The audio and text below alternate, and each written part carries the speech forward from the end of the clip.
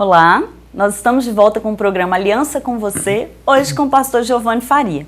Pastor, eu confesso que eu estou surpresa. Eu realmente não sabia desse lado, eu não sabia da profundidade da sua história. E o melhor, quando é uma história assim, eu fico tão feliz que eu penso, meu Deus, quanta gente vai ser impactada, sabe? Eu fico doida aqui nessa cadeira pensando em quantas pessoas estão aí do outro lado e que também não conheciam esse lado do pastor Giovanni e que agora, conhecendo a verdade sobre ele, você fala assim, uai, mas se Deus fez na vida dele, pode fazer na minha também, né não? E quando o senhor estava lá no fundo, o que aconteceu? Sabe, Carol, você fez uma colocação no outro bloco e eu queria dizer assim, no fundo do poço é uma notícia boa, não dá para descer mais. Não é? Na verdade, quando a gente está no fundo do poço, a gente tem que olhar para cima. Aí você olha para cima, você vê Deus. Mas só que existem pessoas que ainda estão indo abaixo do fundo do poço. Eu perdi tantos amigos.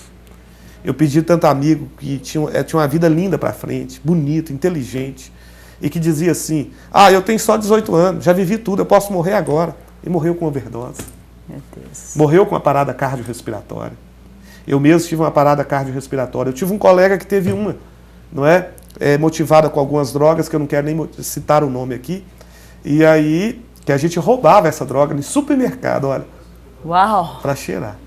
A gente roubava. Olha essa palavra, roubar. Não é? Tem hora o apóstolo Paulo diz que o que a gente fazia, até o referir, é vergonhoso. Verdade. E ele teve uma parada cardiorrespiratória e veio morrer. Semanas após, eu tive uma parada cardiorrespiratória. E eu não morri. E ali eu fiz um propósito com Deus que eu ia mudar de vida. Carol, agora imagine assim, você tem uma parada cardiorrespiratória. Carol, você sabe o que é uma parada cardiorrespiratória? Eu nem imagino. É a pior coisa da face da terra. Eu vi algumas vezes a Dona Morte na minha vida. E eu sou de uma família de muita fé. Como meu amigo levou no hospital e chegou lá e ele veio a falecer, meu pai e minha mãe viu que não dava tempo, eles começaram a orar, a profetizar e declarar. Eu não sei, eu não morri. Carol, olha o nível de escravidão. Eu fiz o maior propósito com Deus, que eu mudaria de vida. Carol, 2h da tarde eu estava usando as mesmas drogas. Meu Deus. Isso foi à madrugada, 2h da tarde eu estava num estado pior. Então, Carol, eu venho aqui dizer para você, mãe, para você, pai.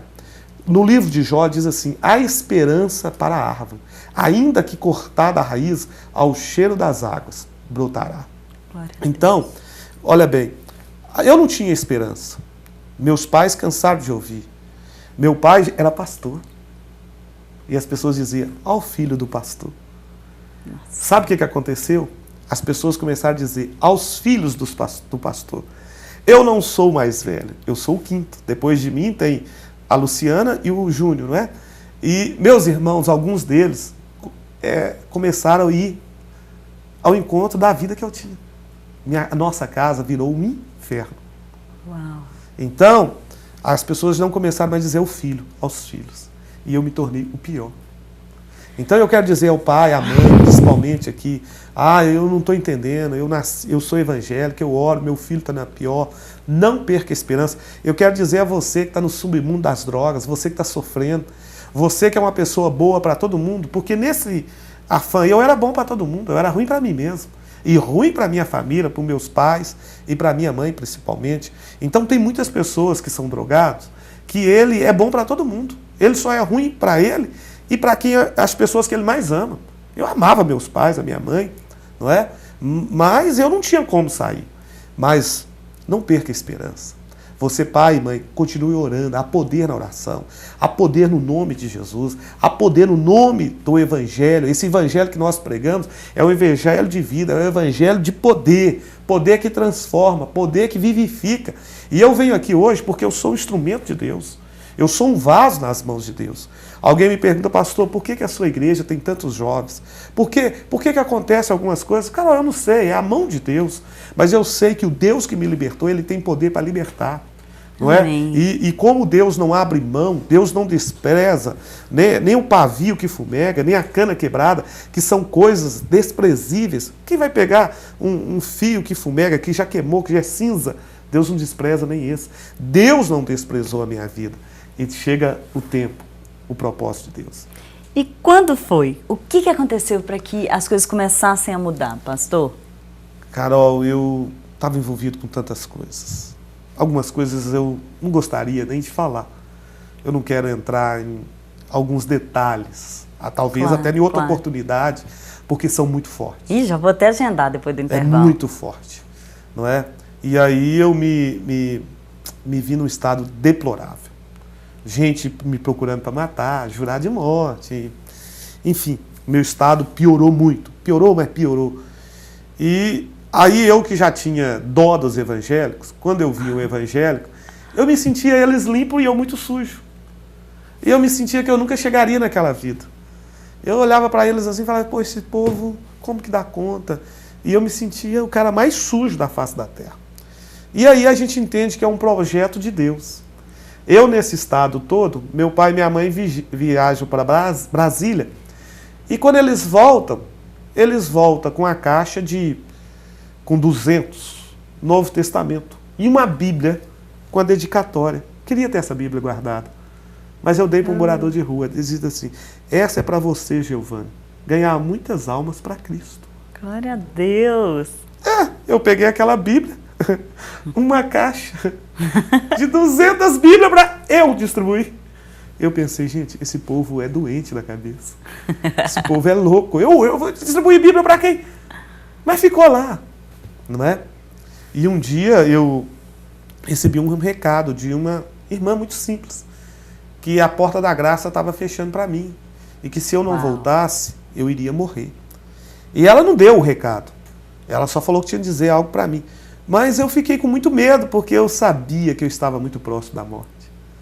Então eu decidi, nesse dia, de ir na igreja pela manhã. Mas eu consegui chegar no final do culto. E ela falou para mim. E eu tinha certeza da minha morte.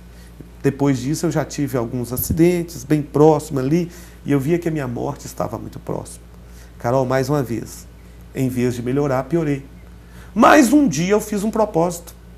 Do jeito que eu tivesse, drogado ou não drogado, bêbado ou não bêbado, eu iria na igreja.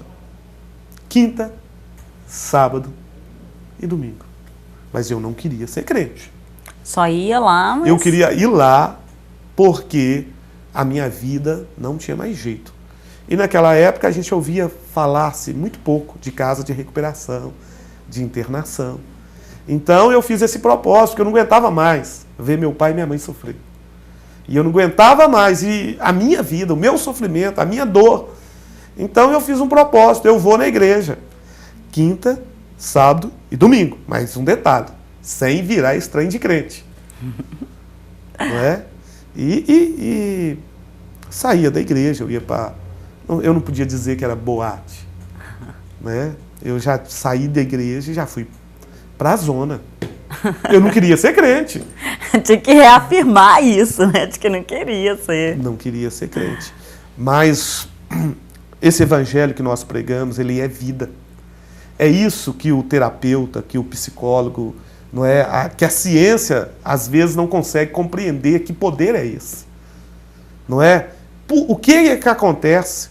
Porque hoje nós temos uma gama de gente que está na igreja que se libertou até mesmo sem a ajuda da Casa da Recuperação. Sim. Que mudou de vida, não é? Que fazia terapia há anos. Eu não sou contra a terapia. Eu sou até muito a favor.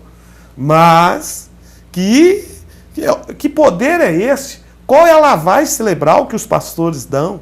O que acontece? Eu queria reafirmar e eu a reafirmava. Não quero ser crente. Eu chegava na igreja, eu era tão complicado que o povo me cumprimentava com um sorriso, eu ficava com raiva deles. Me abraçava, eu tinha antipatia. Eu ficava vendo pastor, gente, pastor é muito... Eu achava pastor muito chato. Até hoje eu acho. Tem uns aí que é muito chato, inclusive eu. Carol, aquela parte de culto de igreja de crente, né? Que quem quer aceitar Jesus, fala, meu Deus, isso é o inferno. Que inferno é aceitar Jesus? Eu fiz um propósito, falei assim, se eu virar crente um dia, e se eu chegar pastor, quer dizer, eu já estava admitindo a ideia, né? Eu nunca vou fazer esse negócio de apelo, quem quer mudar de vida, quem quer... Gente, isso é muito chato, e eles não param de falar, não é? Então, Carol, nesses 3 meses, um dia eu estava muito drogado, mas muito drogado. E eu drogado, olha, tem muita gente que imagina que Deus só ouve o religioso, que só ouve o certinho. Que tem muita gente que pensa assim, nós, né? Nós às vezes nos tornamos religiosos, nós pensamos assim, que Deus não ouve o devasso, o traficante, o bandido. E aquele dia drogado, imagina drogado. Eu fiz oração, que se Deus existisse, Ele me desse um sinal. E se Ele me desse um sinal, eu ia aceitar Jesus. Olha só. Você acredita? Drogado. E você acredita que, drogado, eu cumpri a minha palavra, que eu ia para a igreja. Eu fui, era a Igreja Batista da Floresta, dormi lá no banco da galeria. Eu dormi no culto todo, mas muito ruim. Não é que aí eu já tinha passado efeito, mas tinha álcool também. Eu dormi no culto todo, então eu abri os olhos, tinha adolescente, criança rindo de mim, e era o pastor Alcides pregando. Você acredita nisso? Porque o pastor Alcides é um cara, né? Um grande mestre na minha vida. Mas lá na galeria, lá em Simão, mas eu já me percebia na igreja dele. Não é? E aí você acredita que o pastor Alcides, pregando no final, chegou... Eu acordei logo na parte chata do apelo. Mas assim, e o pastor Alcides lá falando, e ele com aquele jeito dele, né? E ele falando, você que hoje à tarde, assim, assim, assim, falou assim, assim, assim, e que Deus te desse o sinal, esse é o sinal que Deus está te dando agora. Eu quero ver, pastor Alcides falando, se você é homem para tomar essa decisão, Uau. porque você pediu um sinal para Deus, se Deus existisse, se havia um propósito, esse é o sinal, vem aqui, e ele não parava.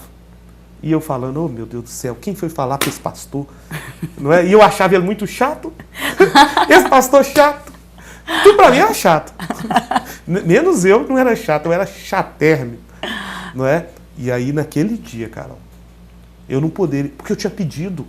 E eu achei aquilo tudo o máximo. Como o pastor sabia, as palavras que eu usei, eu falei, agora que droga, eu vou ter que aceitar esse tal de Jesus. Aí eu me entreguei. Glória a Deus! Uhum. Que legal, pastor, que história linda! E ali começou a mudança. Depois que o senhor aceitou Jesus, começou a mudança. Ali começou a mudança. Eu louvo a Deus pelo ministério do pastor Alcides, pela Igreja Batista da Floresta, não é? Pelos meus discipuladores, o Edésio, a Silvia, o Hélito Quete, que também hoje é pastor. Várias pessoas que foram muito importantes, é uma história, a Carminha, não é? Pessoas do discipulado que me integrou ali, fui abraçado, não é? E na verdade ali começou um projeto de Deus.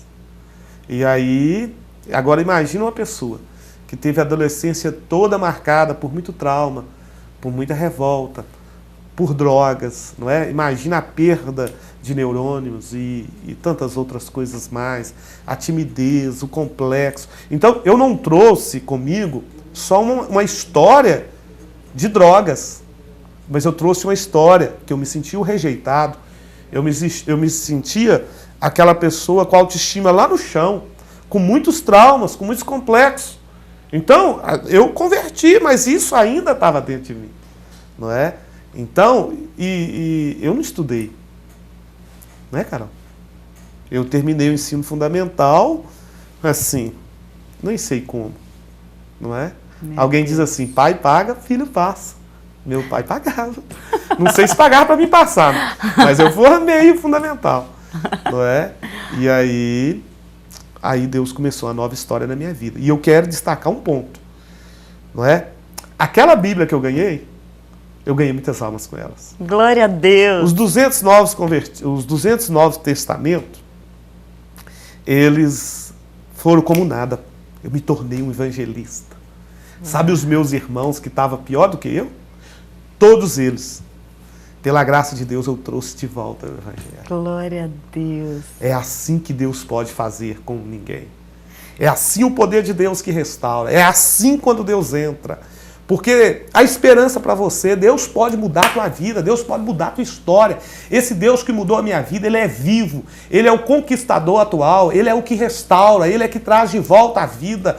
Sabe, você que está vivendo aí rejeitado, humilhado, com a autoestima lá no chão, você que olha e fala assim, eu perdi a minha vida, não perdeu, enquanto há vida, há esperança, enquanto há vida, há tempo para um propósito de Deus na tua vida. Ah, pastor, mas eu faço parte de grupo estigmatizado, eu trago isso, aquilo, envolvi, eu estou no homossexualismo, eu estou isso, aquilo, porque a gente cria vários estigmas na nossa vida. Deus está olhando para isso não, filho, Deus ama você como Ele me amou. Eu disse que há áreas da minha vida que eu não toquei, não sei nem se vou tocar, mas eu tenho um Deus que Ele nos ama.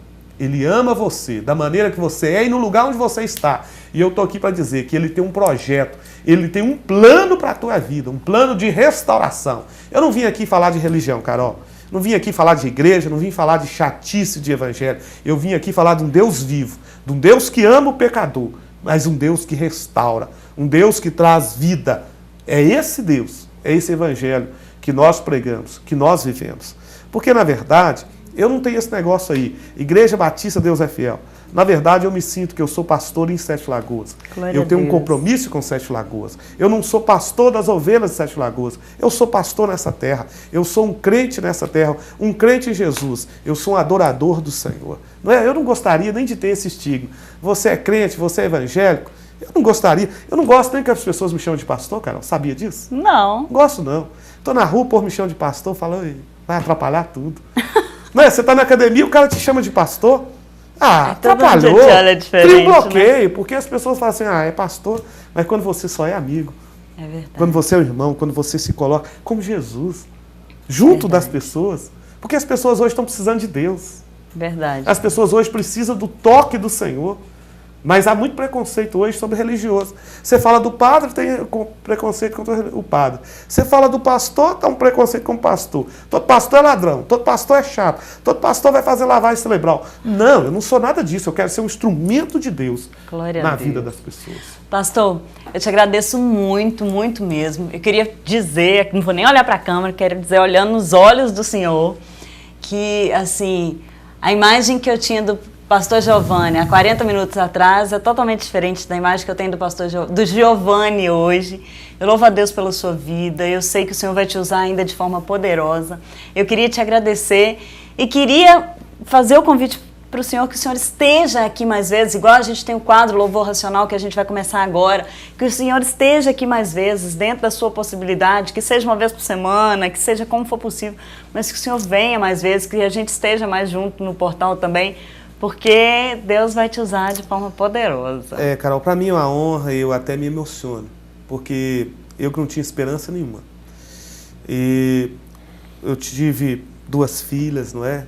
Tive um casamento maravilhoso. E, enfim, fiz o seminário. Meus amigos me ajudaram muito. Lá no seminário, pelo pouco estudo, pelos traumas, eu não fui um bom aluno, mas formei o seminário. Me tornei pastor nessa cidade. Não é? E Deus me deu um nome. E depois também eu pude fazer, olha bem, supletivo, Telecurso 2000, SESEC. Me formei no SESEC. Olha só. Fiz psicologia, Meu não pai é? formou lá também. Fiz psicologia, já fiz vários cursos de coaches e eu me sinto muito grato. Eu me sinto muito grato. E hoje eu atendo muitas pessoas. Às vezes eu não tenho agenda para atender as pessoas. E hoje eu me sinto assim, não posso dizer realizado, eu me sinto grato pelo que Deus tem feito na minha vida. Glória a Deus. Eu me sinto assim, eu não sou digno, eu não sou merecedor, não é? Então, tem muita gente que diz assim, eu já cheguei a uma idade, poxa, eu tenho já meio século de vida. Então eu consegui, depois de formar, de estudar, eu sei que o estudo é continuado, e eu estou pronto aí, e eu sou grato a Deus por isso. Amém. Pastor, eu te agradeço. Nosso tempo estourou, infelizmente. Fala demais, Carol. Mas eu espero o senhor aqui de volta muitas e muitas vezes. E você que está em casa, eu sei que você também gostou, que você também foi tocado. E a gente volta daqui a pouquinho com o bloco Louvor Racional.